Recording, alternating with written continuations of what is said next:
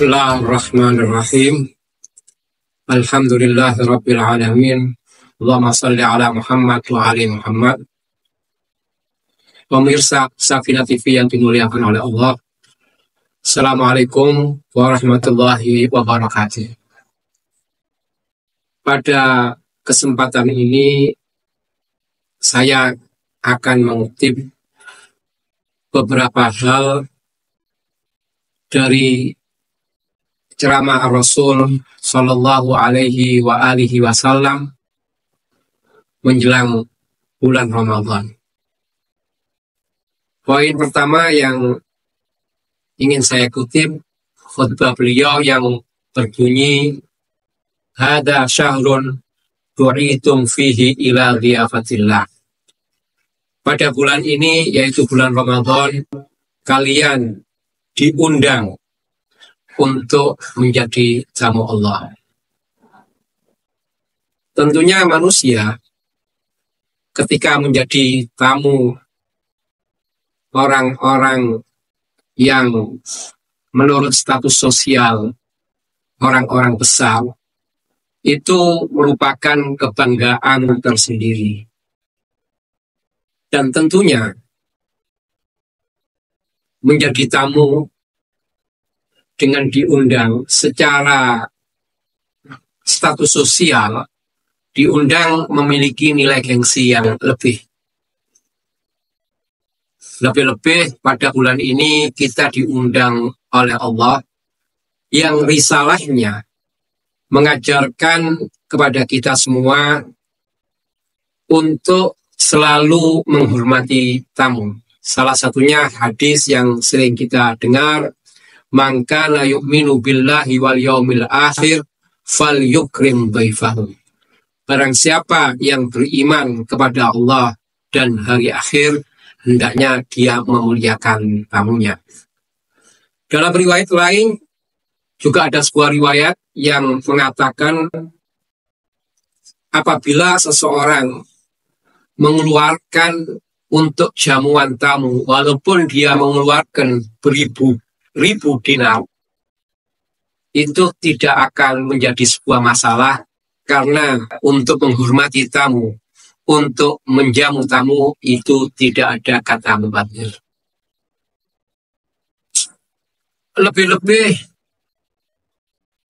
Allah, Tuhan yang mengundang kita, adalah Zat yang Maha Kaya. Sebagaimana difirmankan oleh Allah, "Ya ayuhan nas antumul fuqara ilallah wallahu wal ghaniyul hamid."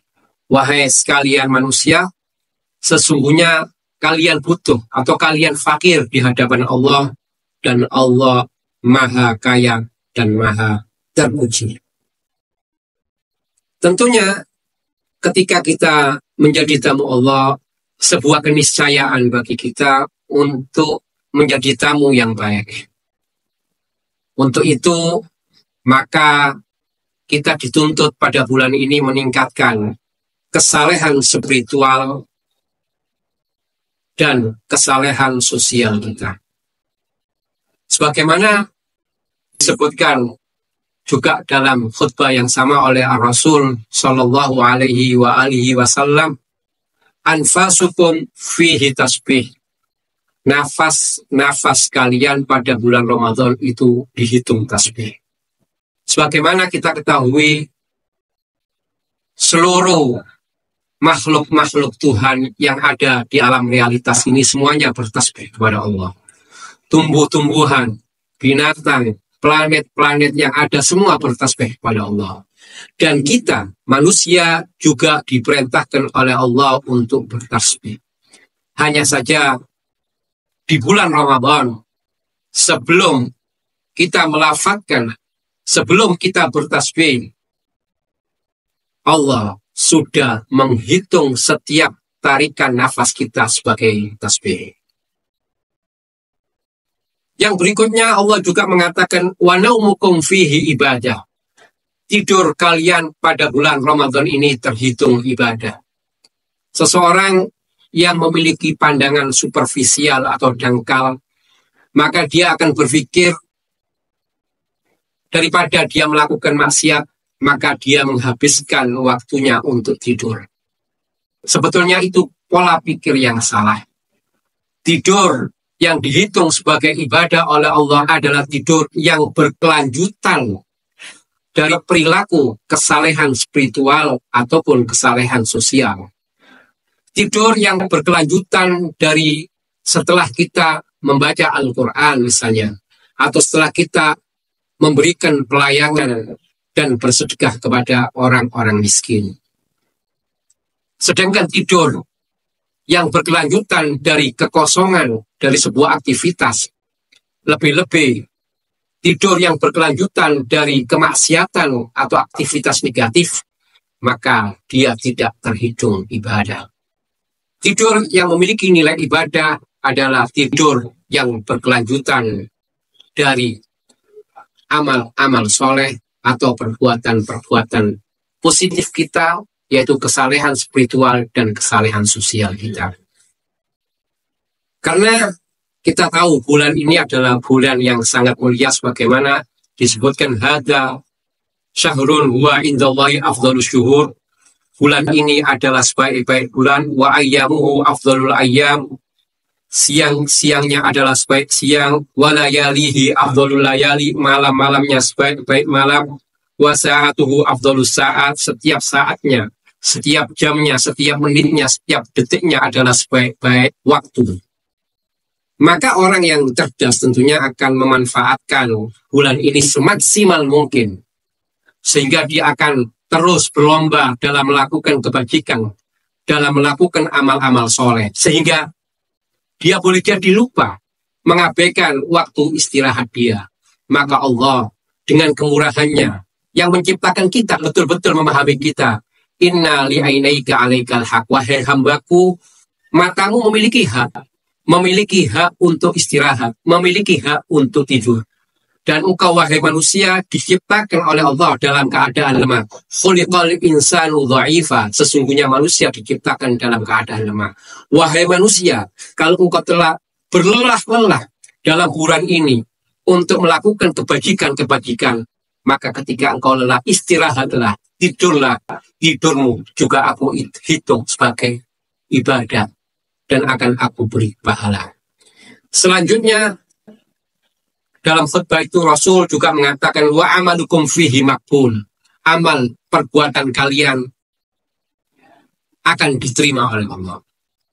Al-Imam Ali bin Abi Thalib pernah ditegur oleh seseorang karena dia berinfak itu luar biasa. Tidak ada batasan. Sehingga orang mengatakan, ya Amirul Mukminin, wahai Amirul Mukmin, ala tumsik ila kam tunfik. Apakah kau coba tidak menahan sedikit untuk tidak terus bersedekah? Sampai kapan kau akan terus menghabiskan hartamu untuk bersedekah? Kata Imam Ali, kalau aku tahu satu amal perbuatanku dijamin oleh Allah, diterima, maka aku pasti akan mencoba untuk menguranginya. Tapi karena aku tidak tahu mana amalku yang diterima oleh Allah, oleh karena itu aku tidak akan pernah mengurangi infak yang telah aku berikan. Allah juga menyebutkan di dalam ayat Al-Quran, salah satu sifat orang mukmin, mereka sudah melakukan apa-apa yang seharusnya mereka lakukan, tetapi hati mereka masih gelisah karena mereka tidak pernah tahu amal mana yang diterima oleh Allah. Tapi Allah telah menganugerahkan kepada kita bulan Ramadan yang dimana peluang untuk diterimanya amal yang kita lakukan lebih besar dibandingkan dengan bulan-bulan yang lain. Tentunya kesalehan spiritual tidak cukup kita lakukan dalam bulan Ramadan ini. Harus kita sempurnakan juga dengan kesalehan sosial.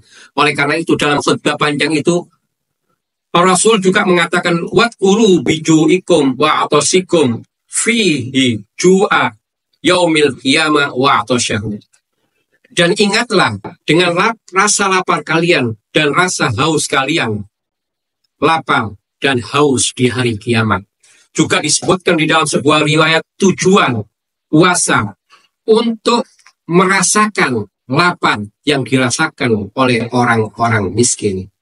Nabi Yusuf, sebagaimana kita ketahui, beliau pernah menjadi semacam menteri, sebut saja menteri logistik yang mengurusi pangan. Beliau hampir tiap hari berpuasa. Kemudian ada seseorang yang bertanya, wahai Nabi, kenapa engkau setiap hari berpuasa? Kemudian kata Nabi Yusuf, iya, aku berpuasa setiap hari karena aku takut melupakan orang-orang yang lapar. Karena berpuasa tanpa ada rasa empati, merasakan apa yang dirasakan oleh orang lain, itu baru puasa raga. Padahal yang dituntut oleh Islam, yang diminta oleh Islam, kita tidak hanya puasa raga, tapi kita juga berpuasa raga dan jiwa. Hadirin pemirsa Safina TV yang dimuliakan oleh Allah, maka dalam menyambut bulan Ramadan ini, kita sebagai tamu Allah hendaknya terus meningkatkan kualitas kesalehan spiritual kita dan kualitas kesalehan sosial kita, sehingga kita terhitung menjadi tamu-tamu Allah yang baik. Wabillahi taufiq wal hidayah, wa ridha wal inayah. Wassalamualaikum warahmatullahi wabarakatuh.